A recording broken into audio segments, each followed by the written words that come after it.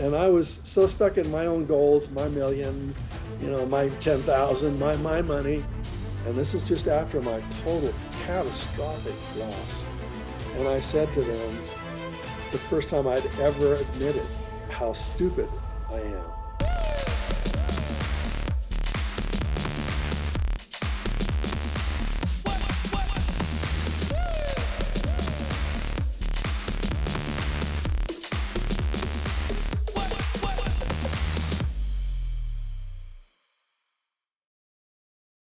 Hey guys, welcome to the Rewire Your Life podcast. I'm Dr. Alok Trivedi, aka Dr. Rewire. Today's guest is a man who needs no introduction, but he has done so much work in helping people, serving people how to become financially wealthy. And he's the author of 10 plus books, 4 New York Times bestseller lists, and 2 #1 books. Over the last 40 years, he's trained literally millions of people in the world of real estate, but more importantly, how to live a life of legacy and be financially independent. I'd like to welcome none other than the legend himself, Robert Allen. Robert, thanks for being here. Hi, Doc. It's so glad to be with you today. I So appreciate it I so much.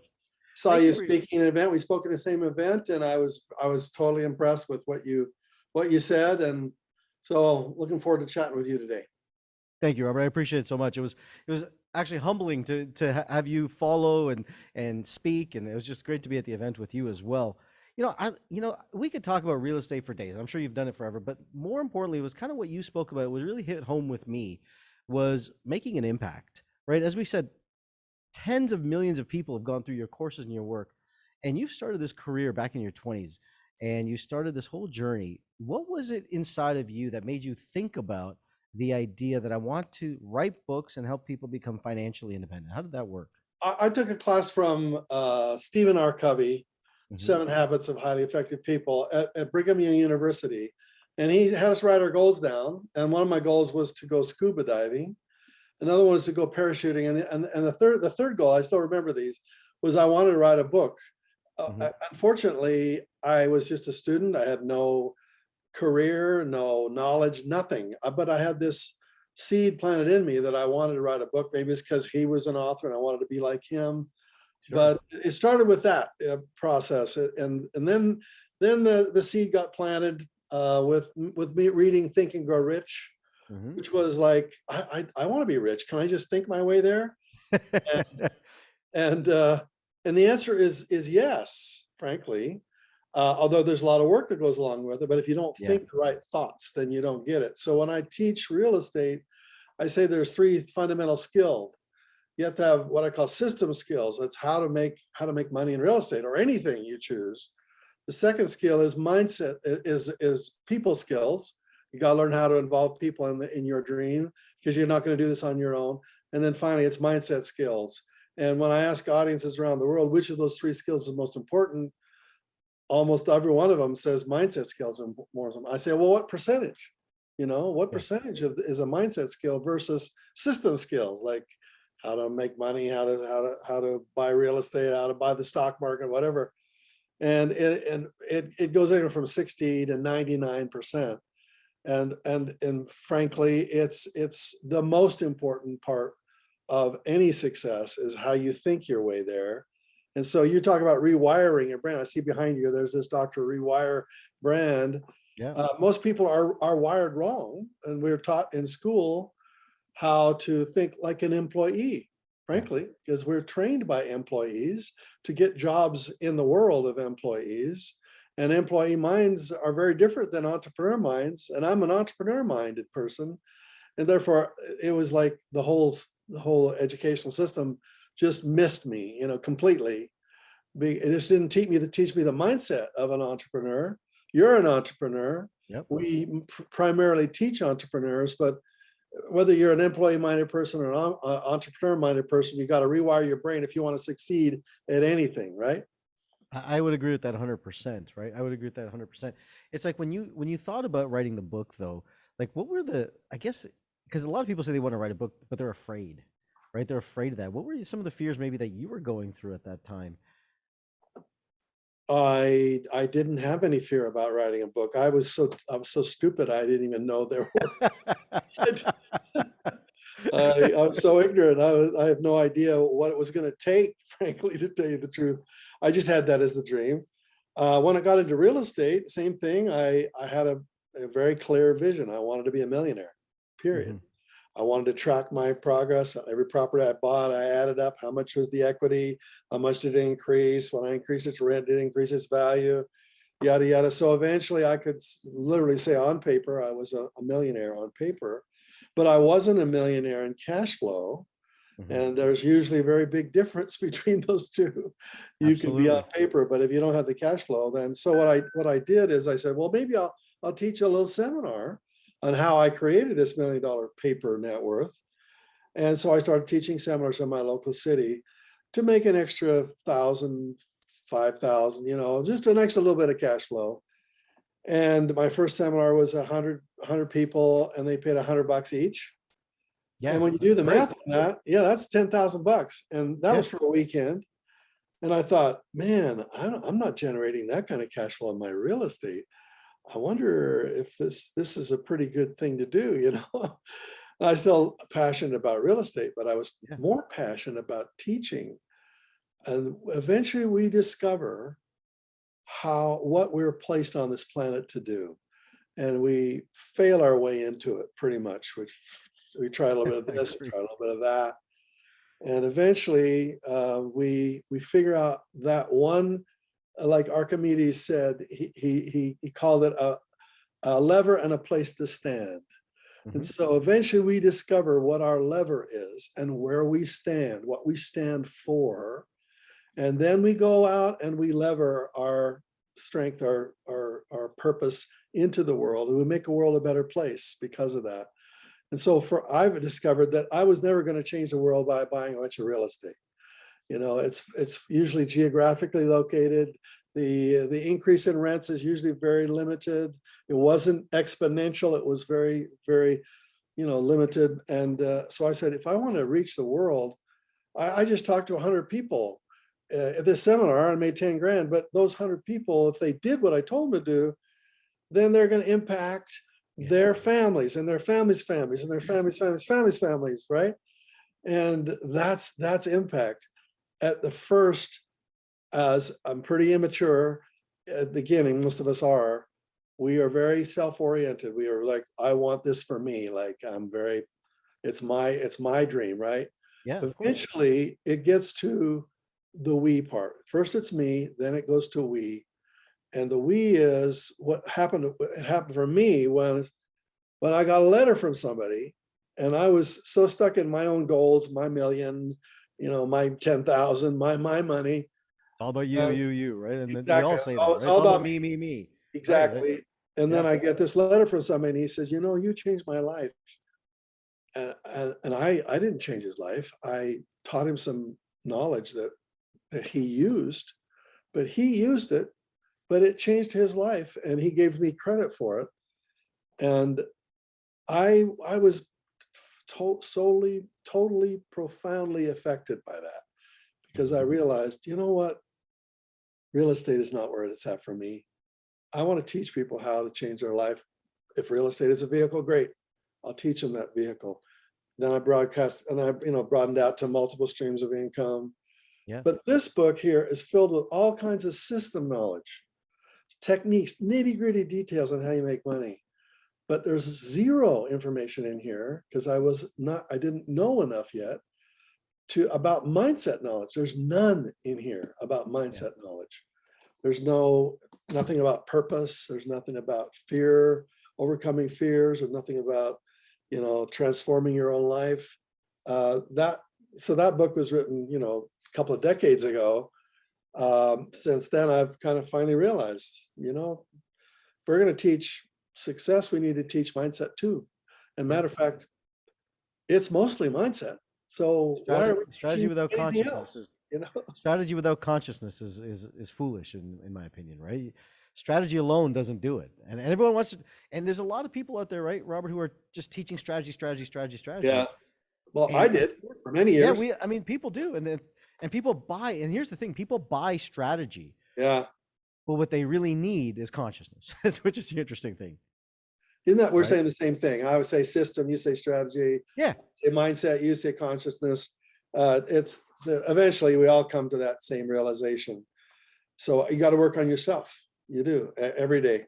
And so then I wrote one of my books called The 4 Maps of Happy, Successful People, where I don't talk about strategy at all. I don't talk about systems. I talk about money. I don't talk about technique.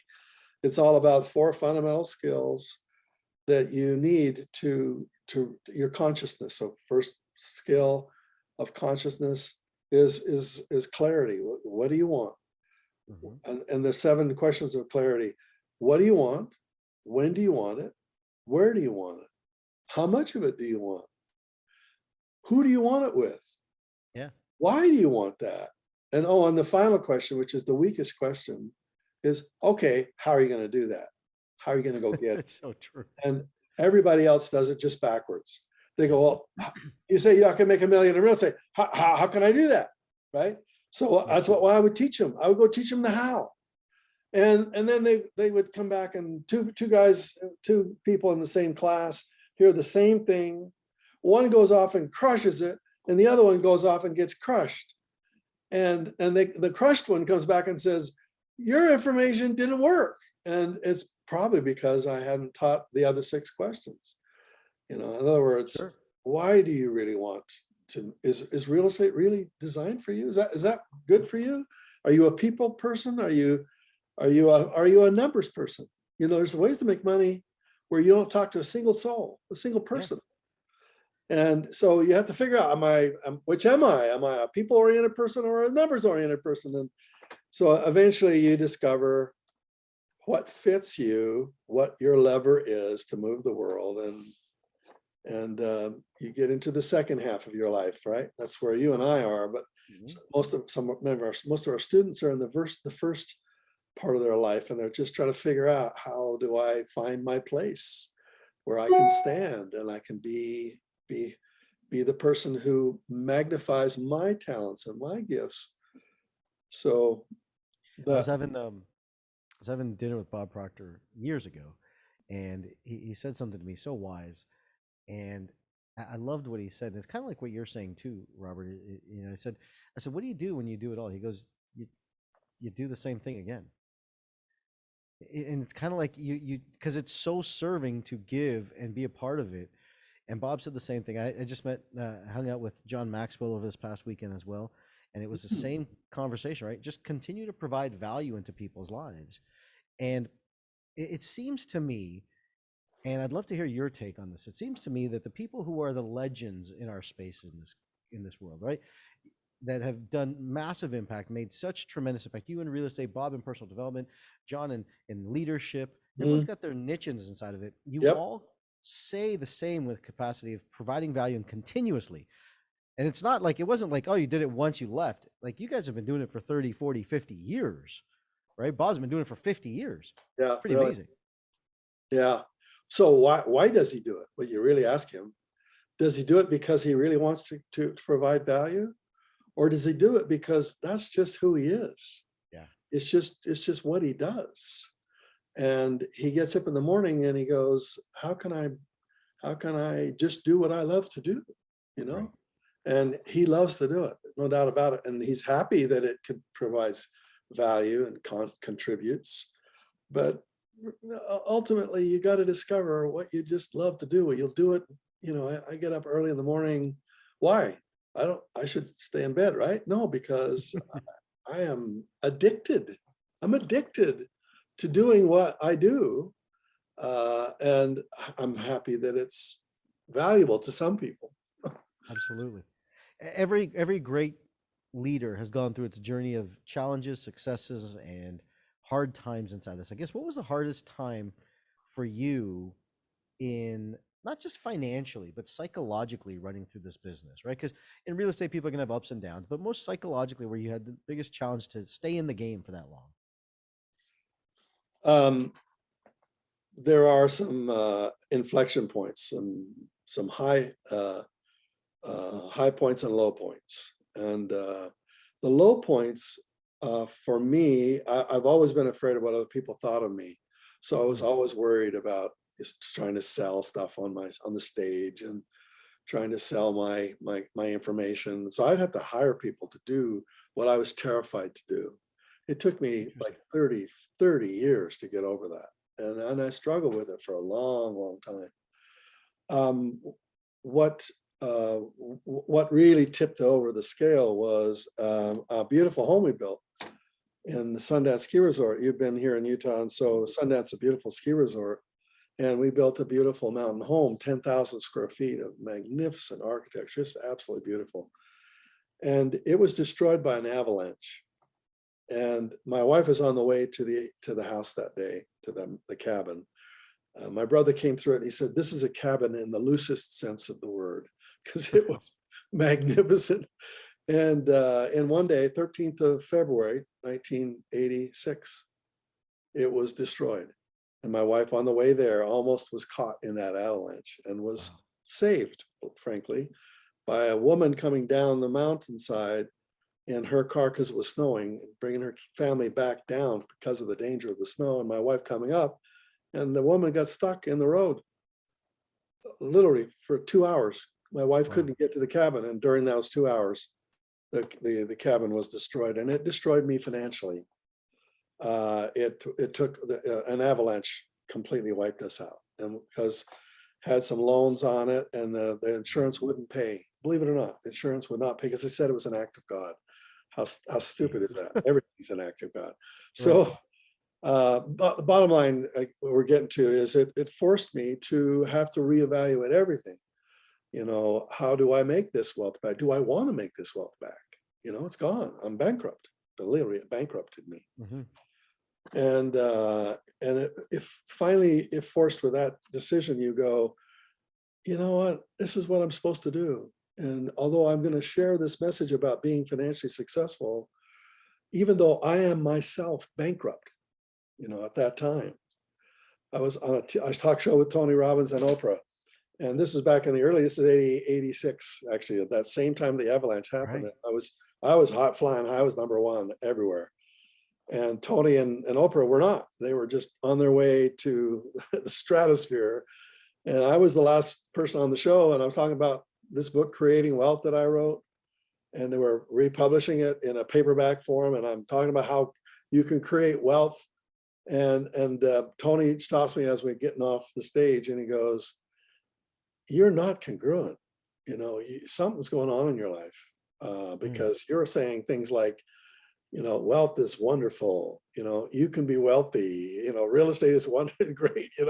And I'm just, my whole body was totally incongruent. And he said, you need to get congruent. Don't go on a show. You're going to ruin yourself. You'll ruin the publish. You'll ruin your reputation because you are incongruent." Boy, was that a profound lesson. And I had to realize that, hey, I had to get congruent. I had to, although my life was falling apart, I had to find a way to believe in what I felt was important in my life, and to believe it so much that it didn't matter what was going on personally. And so I had to teach my way out of it. Frankly, I had to go figure out how I taught other people to become a millionaire and do it all over again in spades, which I did. But it all starts with mindset, right? It starts with like, do I really want this? Yes, I really want this. Am I willing to do whatever it takes to get it? Yes, I really, why? Because I believe I was put on this planet even this catastrophic avalanche, there had to be some reason for a lesson for me to learn. Yeah. It drove me to my knees. It began to realize that wealth is great, but if you don't have a higher value, higher purpose, wealth can go to your head, and wealth is dangerous. Wealth is a drug, and it starts to make you feel like you're really cool and that you can do anything. And then when it gets taken away, you realize, yeah, I got to be careful, and you got to have the right values, you have to have the right foundation, all that stuff. So I had to start all over again, and I did. How old were you when that happened, Bob? What? How old were you when that happened? I was 38, I think, 39, 38. something like that.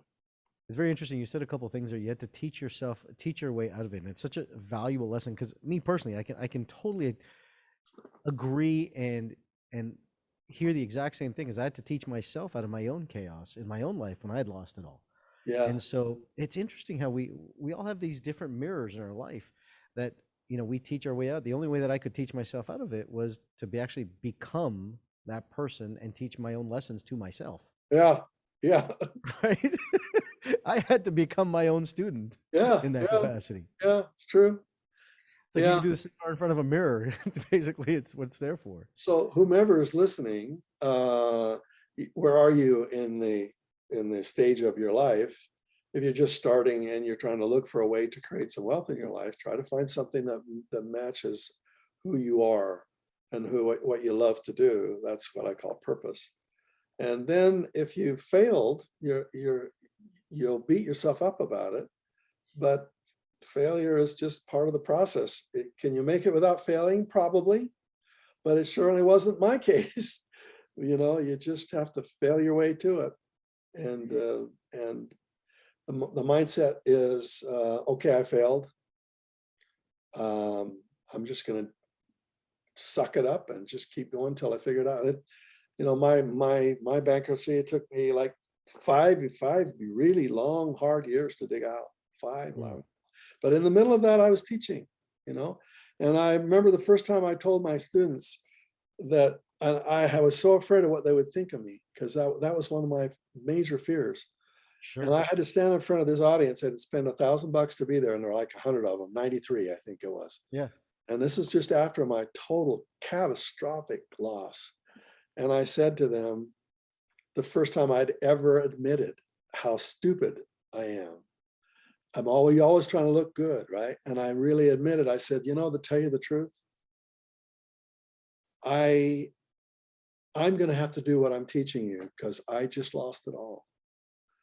And I have more debt than all of this entire room added up combined. And I literally thought they would ask for their money back because I was a fraud, and they would leave, and I was willing to risk $93,000 to tell the truth for the first time, without behind the facade. You pull away the facade and you go, this is the real Robert Allen. And I screwed up big time. I don't know, I didn't cause the avalanche, but I wasn't ready when it happened. Yeah. And so what happened, just the exact opposite, is that people came up to me and said, finally, someone just telling us the truth. Like, it's harder than they all say it is, and it's just, there's risk involved in here, and they respected me because I told the truth, which is just the exact opposite of what I expected.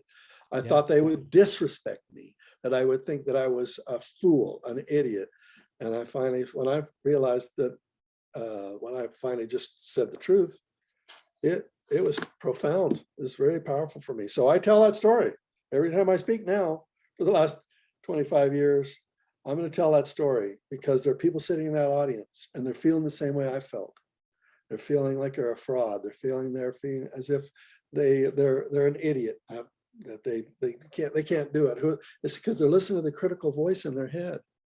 And this is part of the rewiring. You have to rewire that critical voice that is constantly yammering at all of us inside our heads, like, you're not worthy, you can't do it. Who do you think you are? What's the matter with you? That little critical voice is the way I teach it anyway. I say, is that critical voice you? Would you say those things to yourself? But that critical voice is not you. I don't know what it is, but it's not you, because you have a true voice. And you know what that's like. When you hear that true voice, how does it make you feel? It makes you feel loved. It makes you feel appreciated. It's your cheerleader, right? Your critical voice is that part of you that's trying to stop you from being great.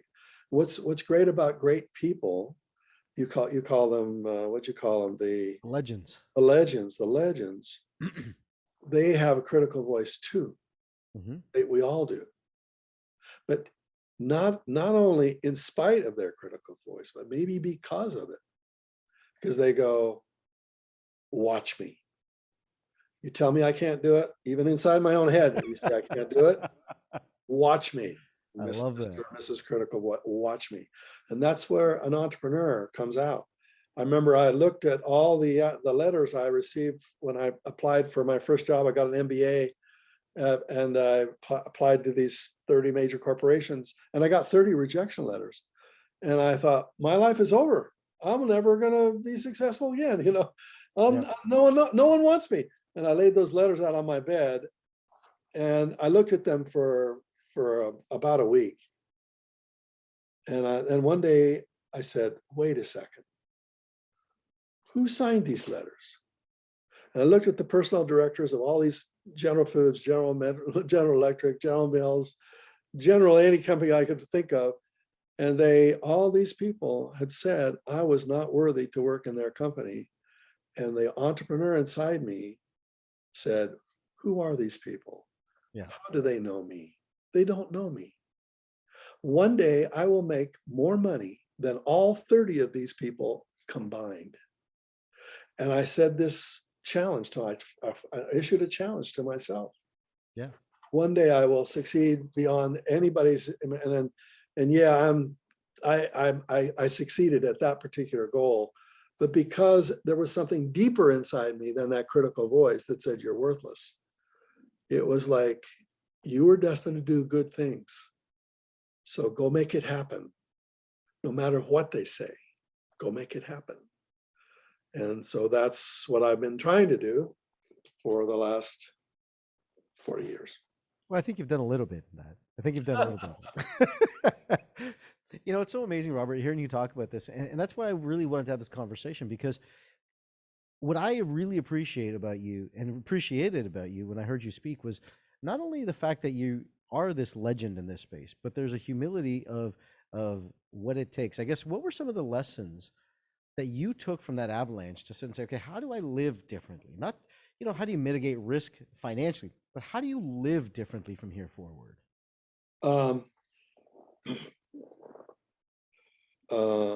Well, humility, I get that a lot. Mm-hmm. And so I'm very proud about that.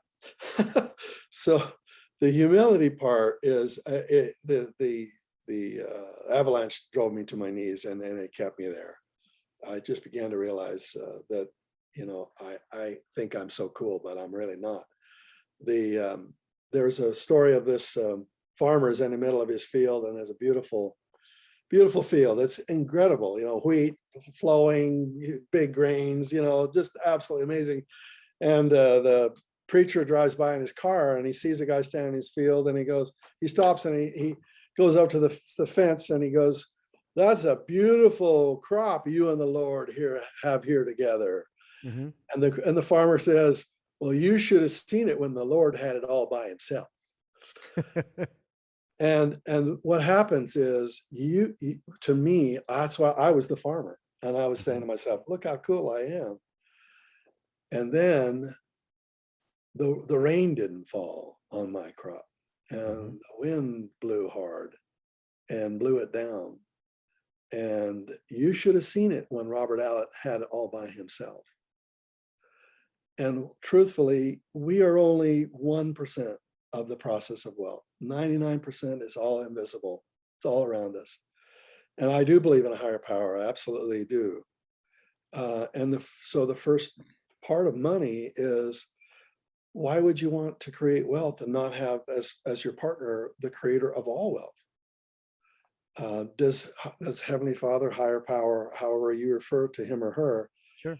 Does higher power know what stocks are going to go up tomorrow, Tuesday?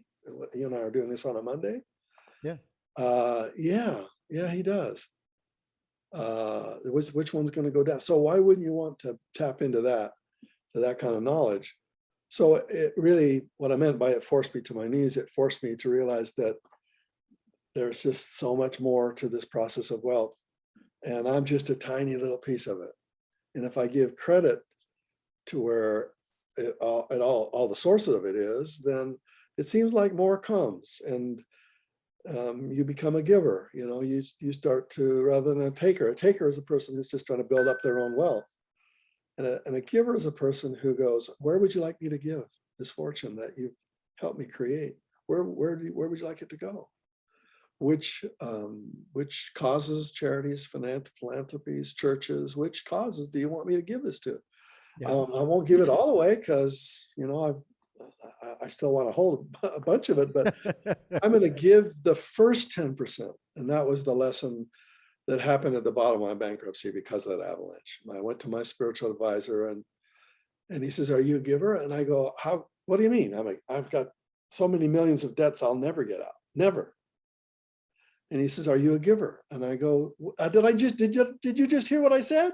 Right. I'm in debt. I will never get out. And he says, are you a giver? And I go, I don't have any to give. He says, well, think about it. Did you make any money this last week?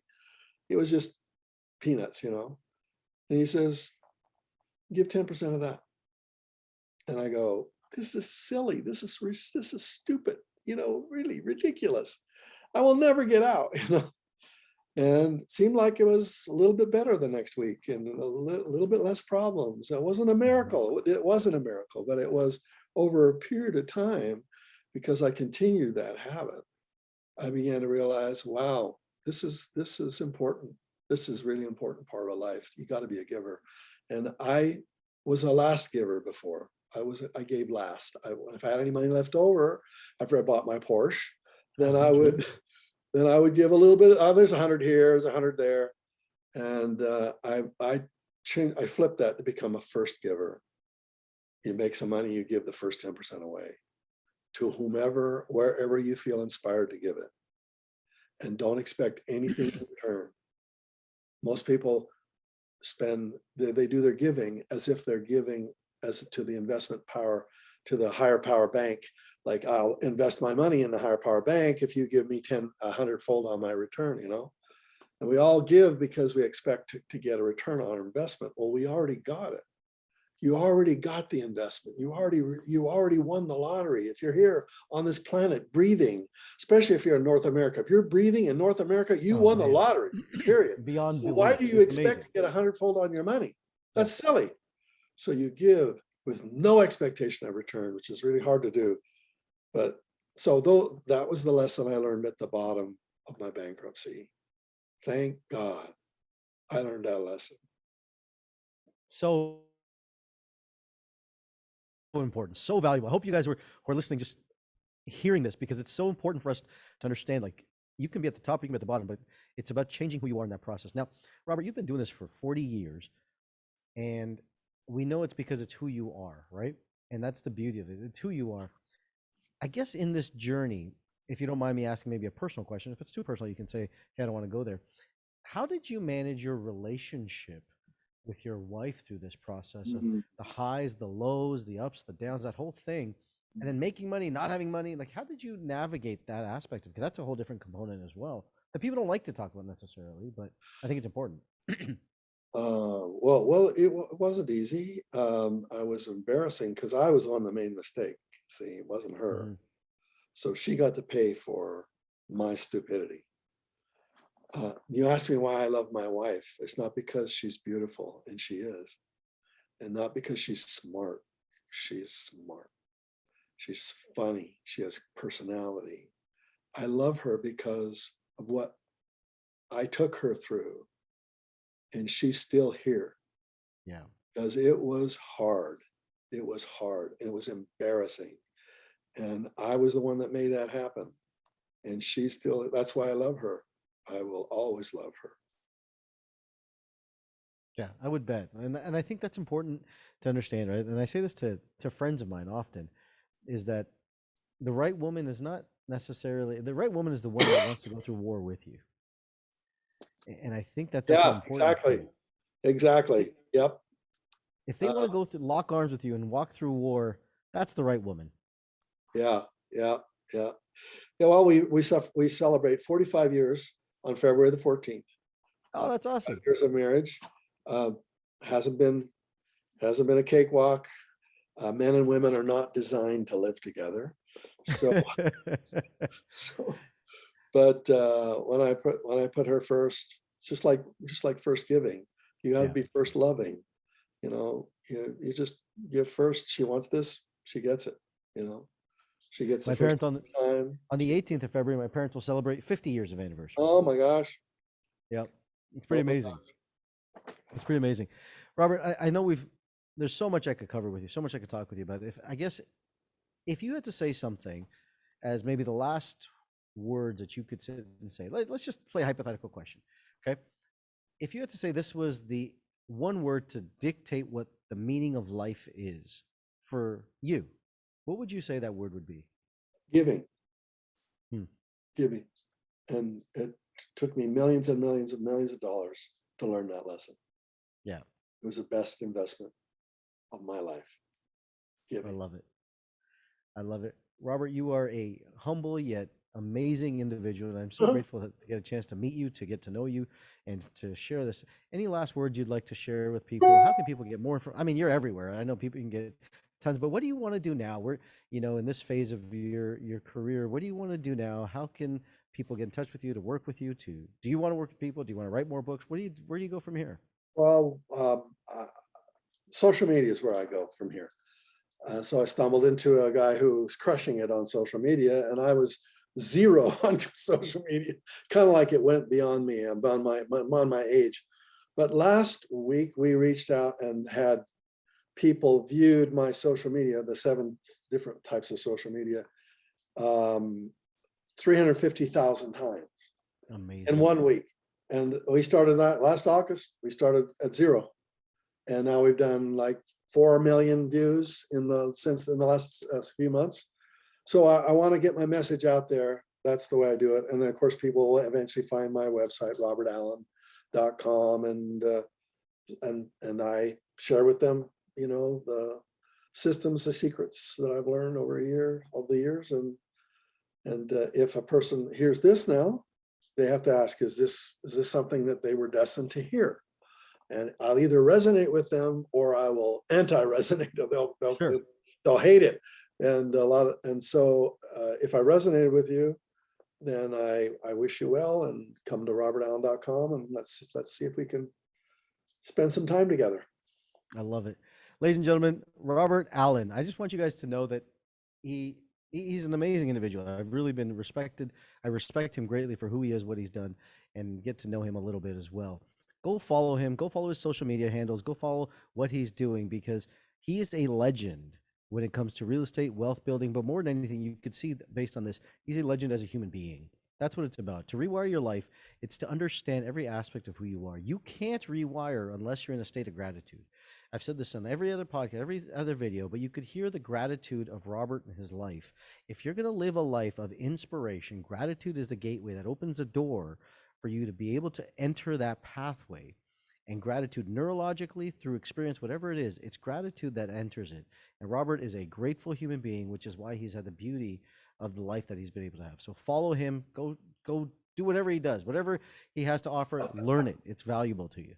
So thank you guys for being here. Again, this is Dr. Alok Trivedi, aka Dr. Rewire, on the Rewire Your Life podcast. Thank you guys so much for being here.